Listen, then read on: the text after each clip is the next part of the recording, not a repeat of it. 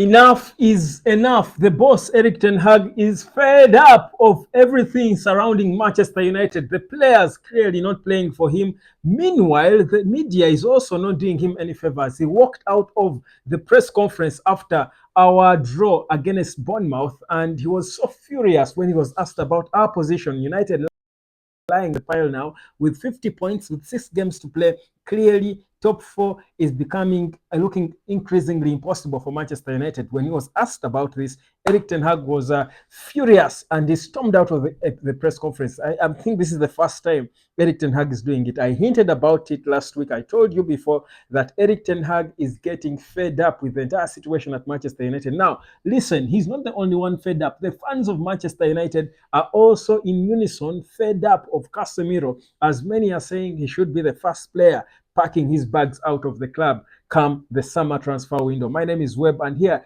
is a quick update. We're talking all Manchester United news today. This is no transfer speculation. This is about the facts of things going on at the club. Reality is, guys, top four is a thing of history now for Manchester United. We should just dream about it. It can come in our dreams, but not all dreams come to reality. The reality is this is not happening. United finishing in the top four, guys, let's forget about that. Just enjoy the rest of the season. Now, here's the thing. The tempers around United are from top to bottom. You think you're the most pissed guy concerning United now? It is reported, I was chatting with a few people at Carrington, and listen, reports are that Ineos Sir Jim Ratcliffe is not happy at all because there seems to be no proper improvement in anything.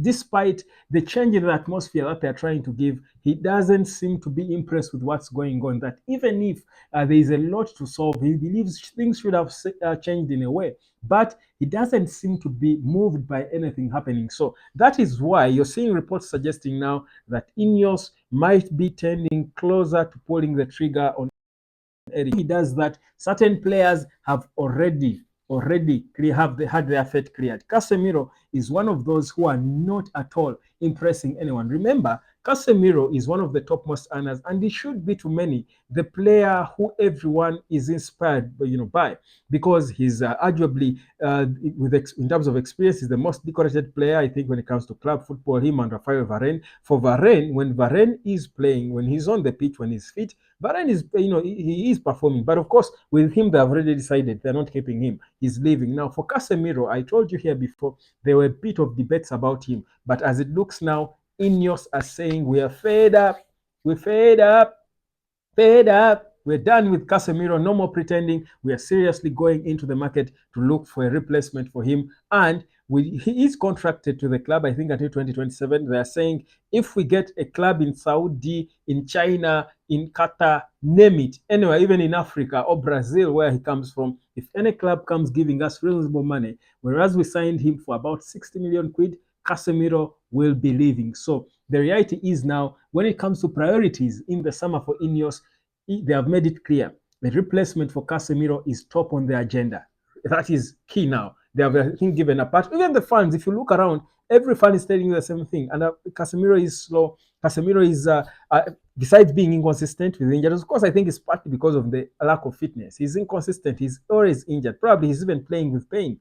So Casemiro's, I think, fate is nearly decided, because even Ineos now are not impressed with him at all. So the replacements, and I'll be telling you more about who now are they looking at. Names that were mentioned to me, I'm still verifying from my sources before I come here and give you solid reports. But at least what we know now is that they have decided, the decision has been made on the future of Casemiro, and he will not be leaving past the summer unless we fail to get any club interested in him, which is quite unlikely, really. It's quite unlikely. Casemiro is the kind of player you believe will attract some few clubs, especially in Saudi. So his Saudi lessons must be kick-starting. So that's done, guys. Stop being furious about Casemiro. I think Ineos have already made up their minds. Now, when it comes to the boss, Erik Ten Hag, the tempers flaring. Usually, I mean, even the Holy Book say it. The Bible says in James 1:19, it tells us that be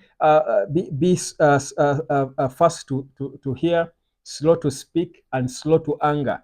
when anger is the your worst enemy. Even in the Quran, I believe it is said somewhere, I think one of the last messages that the Prophet Muhammad gave his people when he was before leaving the earth or the world, he told them, stay away from anger, avoid being angry. Now, whenever you see someone acting out of anger, you know that they are headed to the for the worst.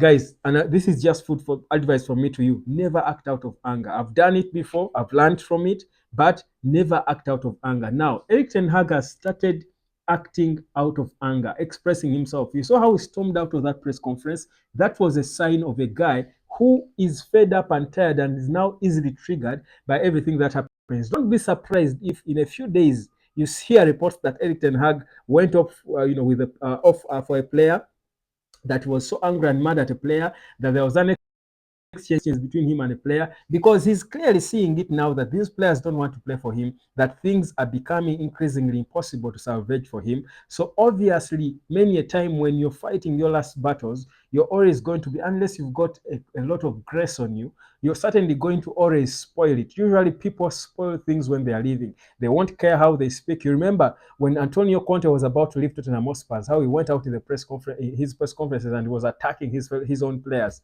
attacking the club itself, because he knew it was done. His time there was done. Erik Ten Hag is beginning to show signs that his time there is done, because really he sees the reports every day linking his job to someone. Who wouldn't be frustrated by such reports every day? You're contracted in a job every day, they are linking you to someone. I had and I almost forgot to talk about it when I was talking about Casemiro. Jamie Redknapp said, I think this was such a beautiful description of the Casemiro situation, that Casemiro looks like he's in soccer aid, like he's struggling to play football. He's in pain, he's struggling. Honestly, it looks so ugly by the and painful watching Casemiro. Now, imagine Erik Ten Hag, man seated, standing on the touchline. He's trying to tell his players to calm down. They are not. They are all over the place. It is clear they don't want to play for him. The fans, some of them, the fans are divided about him. Then the legends of the club are every day saying the same thing. They don't know where the club is headed. The club is not improving. There is no identity. So the man has, then the media keep provoking him with questions. Now, honestly, it takes a lot of divine grace for you to be calm and collected and maintain your peace. And you don't go off for anyone. But Ten Hag is beginning to lose it. And for me, this is the sign he's clearly in the last days. I will be honest with you. It's a sign that he's clear in the last days. Of course, he has come out consistently to keep saying that I'm working well with Ineos, I'm working well with these people, they want me, they want to work with me, I want to work with them and all. But you see, it's not about you coming out there and prove it verbally, in the press every day, every time, every minute, try to defend yourself. And I know it's the media who provoke him with these questions, but I think there should be a smart way for him to dodge them, because the reality is, them wanting to work with you is surely based on how you perform. And Ineos are for the fans first. Their approach is to be able to first win over the fans so that they back them fully in whatever they do, and then they will properly give them that support from the 12th man. So Erik Ten Hag is unfortunately failing to win over the fans, yet he keeps defending himself when it comes to Ineos. Now, it's a problem, but the biggest issue now, and Ineos know that these players do not want to play for the manager, and we all know that the players can sack the manager. If they don't want to play for you like these players are, they will get you sacked. And that's exactly what is happening with Manchester United. So poor Eric is losing it, and it's sad. Honestly, it will be painful to see him go like this. At least the players we should have been willing to fight a little for the man, because I mean the young players will, but you need the whole unit. That's why you see Manchester United style and how we play is not collective. There's no collective effort in this team. We rely on moments and individuals, and Bruno, doing the donkey work, and Onana saving us here and there. Kobe Maino's brilliance, Alejandro, rather Erasmus Hoyland, being denied. Even this Garnacho boy doesn't seem to be. Yes, whereas he has the best player. You see the things going on with him, liking funny comments from Mark Goldbridge and all, and he's liking them. This shows that he's probably also not exactly in his heart of hearts in the corner of the boss, Erik Ten Hag. So you see that already Erik Ten Hag going out in the press and is attacking his own players, he's already sparking away with the players, and that's a sign that, guys, it's getting done. So the reality is Ten Hag is saying enough is enough. Ineos are soon saying enough is enough.